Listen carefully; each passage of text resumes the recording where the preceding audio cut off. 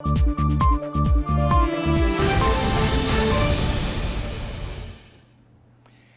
gobierno del presidente Luis Abinader tiene la grandeza de que con frecuencia el presidente se comunica con nosotros. Con frecuencia, es decir, con frecuencia se comunica con su pueblo. Da la cara, eso es muy importante. Cuando usted con permanencia hace eso, es posible que también con alguna regularidad se exprese algunas cosas que quizás no es lo más aconsejable en boca del presidente de la República. Pero que todo depende, porque si se trata de que queremos tener un presidente absolutamente transparente, el presidente no dejó de decir verdades. Es decir, lo que él dijo es verdad. No es lo mismo manejar a la República Dominicana con los precios del petróleo casi llegando a $100 y no teniendo disponible las facilidades que daba Petrocaribe. Eso es la verdad. Ahora, mucha gente piensa que al gobierno no se va a buscar excusas. Las excusas son las cosas que son verdaderas, no son mentiras. ¿Entiendes? Por lo tanto, el presidente dice verdad. Si yo hubiera estado cerca del presidente, hubiera preferido que el presidente no se refiriera a esa parte. Porque entonces viene la interrogante en la gente. Bueno, y usted no tiene a Petrocaribe. Y entonces eso significa que no vamos a bromar, para no decir otra palabra. Ustedes saben la otra que se puede poner, comienza con J. Pero en mi boca sería muy difícil que usted la escuche, porque yo sé que tengo que tener respeto y consideración por todos ustedes. Pero es evidente que eso fue un extremo de sinceridad del presidente. Quizás lo más inteligente hubiese sido que el presidente nos hubiese hablado de la segunda cosa que habló. ¿Cuál fue la segunda cosa? Que él iba a mandar un proyecto de ley para modificar la ley de hidrocarburos. El problema es que el presidente lo prometió durante la campaña y el presidente, porque ya los precios de los hidrocarburos se veían que iban hacia adelante. Ahora hace tiempo que ya esa ley debió de cambiarse, porque había sido una propuesta del presidente y él tiene un Congreso que le permitía hacer eso. Pero bien, también hay que tomar en cuenta que el presidente ha estado manejando una pandemia, que no estaba previsto cuando él asumió el poder, no estaba previsto. Ustedes dirán, bueno, él ganó las elecciones en medio de la pandemia. Sí, señor, pero la campaña la hizo antes de la pandemia. Es decir, y por lo tanto son promesas que hay que tener en cuenta que no se pueden cumplir. Primero, no se pueden cumplir todas desde el primer año. Y segundo, la pandemia se llevó muchos recursos. Entonces, ¿cómo le puede usted pedir a un gobernante que atienda la pandemia, que atienda el alza internacional que ha provocado la inflación? Son demasiadas cosas. Y quizá por eso el presidente fue tan franco, que algunas veces yo no lo quisiera tan franco, aunque siempre me complace saber que cuando alguna cosa ocurre que la población le reclama y él la piensa, el presidente es capaz de hacer lo que hizo con relación al fideicomiso. Ustedes recuerdan que por aquí mismo yo me atreví a advertirle al presidente que estaba en España lució medio enojado. Yo no sé si lo más cercano del presidente se lo dicen. Lució medio enojado en España cuando le preguntaron sobre el fideicomiso. Como quien dice, me quieren aguar la fiesta porque estamos aquí en Fitur y en Fitur lo que estamos consiguiendo cosas positivas para la nación. ¿Por qué esa pregunta? Me imagino yo. No, pero se enojó el presidente en España. Yo recuerdo que se enojó en la mañana y en la tarde me tocó estar aquí. Digo que en la tarde, en la noche me tocó estar aquí junto a ustedes y comentar y decirle al presidente que se prepare, porque al regresar a la República Dominicana tenía la obligación de ver qué hacía con ese fideicomiso. Porque una cosa es lo que usted pretende hacer y otra muy diferente es lo que la gente percibe que se quiere hacer. Con mucha sabiduría y con mucha humildad, el presidente sacó del escenario del Congreso Nacional, del Senado para ser más específico, a solicitud del pueblo. Yo no voy aquí a decir que fue porque yo lo propuse, pero evidentemente que coincidió con... Y yo llegué un poquito más lejos, yo le dije, presidente, si esa piedra en el camino no se pone hacia un lado, hasta su propia estadía en el Palacio Nacional pudiera verse limitada a 4 años, ¿entiendes? Y hay mucha gente que no quisiera que el presidente durara solamente 4 años, así como hay opositores que lo que quieren es que se equivoque, que cometa errores, porque ellos están locos por volver al poder. No se dan cuenta que la población dominicana no asimila todavía. Ellos tienen primero, algunos tienen que dar explicaciones de todas las cosas que están pasando, de lo que está pasando en la justicia, para poder entonces pretender que pueden tan pronto, tan rápido volver. Pero como en política nada está escrito, tampoco nadie puede decir y afirmar que si el presidente cometiera errores tras errores, también podría venir un deseo absoluto de cambio en la República Dominicana. El cambio del cambio se llamaría, aunque no sería un cambio, sería un retroceso. Perdón, que yo no debo llegar tan lejos, porque entonces se puede creer que yo estoy... Todo el mundo sabe que yo soy parcial, pero que no se crea jamás que no soy objetivo. Por eso planteo las cosas como a ustedes les gusta que la plantee. Todo el mundo sabe que yo correspondo al Partido Revolucionario Dominicano, no a Miguel, pero al Partido Revolucionario Dominicano.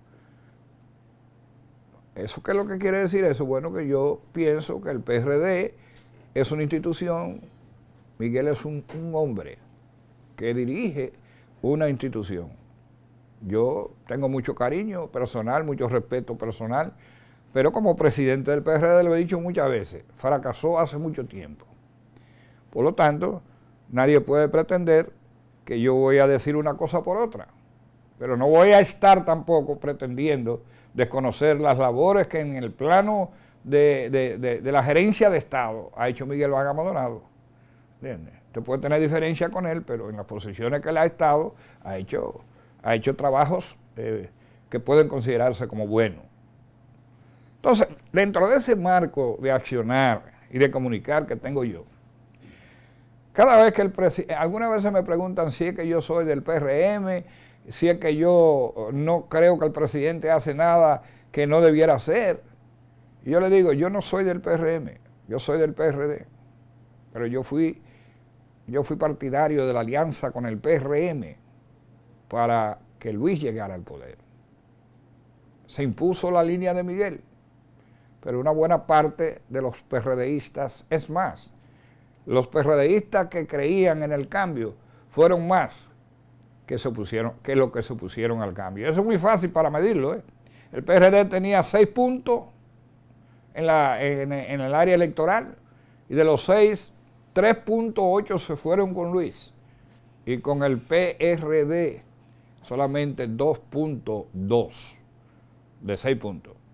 De manera que está claro que el PRD en su mayoría votó, además de que hay un PRD silente.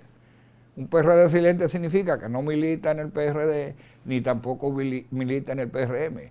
Y ese PRD silente obviamente que oscila entre 4 o 5 puntos, y si usted a los 4 o 5 puntos le suma los 3.2, estaríamos hablando de que el PRM sacó votos del PRD en un 8% aproximadamente.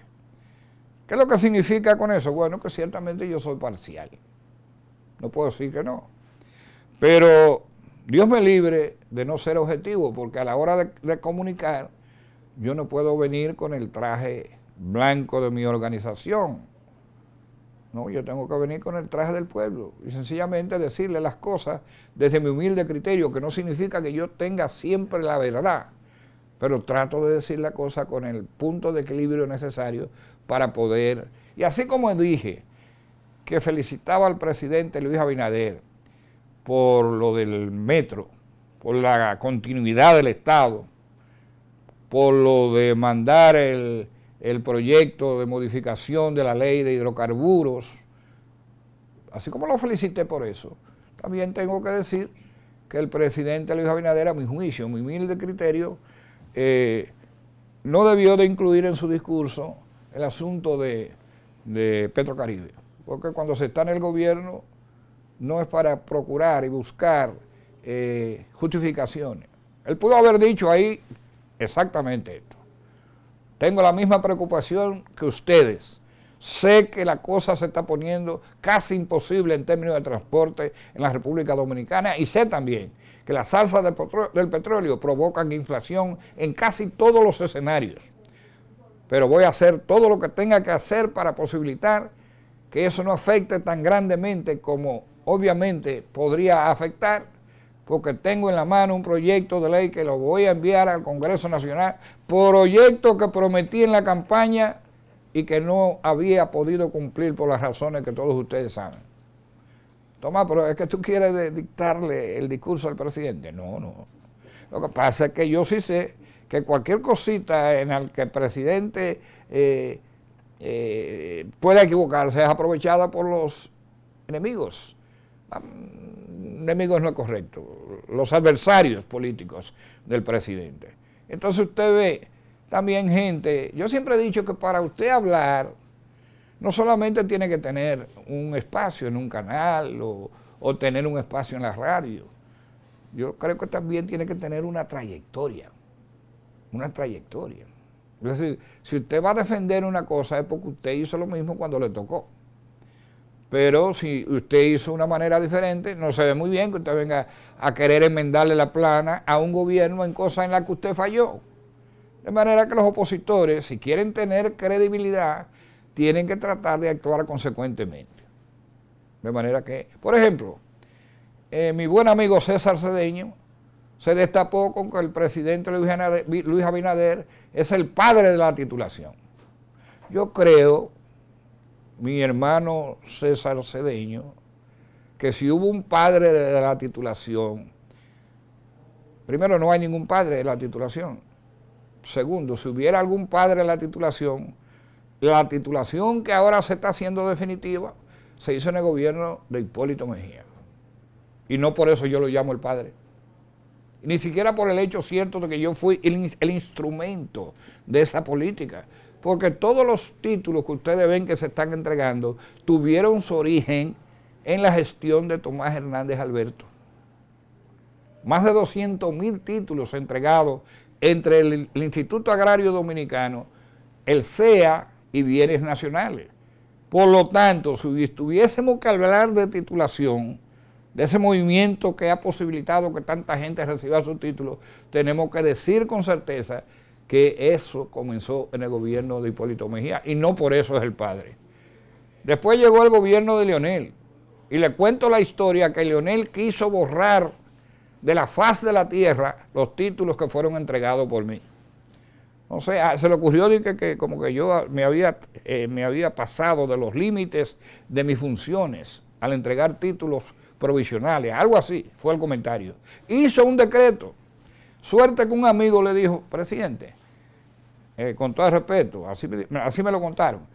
Y yo creo que ese decreto usted no debe de publicarlo. Y obviamente decretos que no se publican son decretos que no tienen validez. Tengo que seguir en el próximo segmento sobre este tema, porque es bueno siempre establecer con certeza el origen de la verdad. Vamos a una pausa.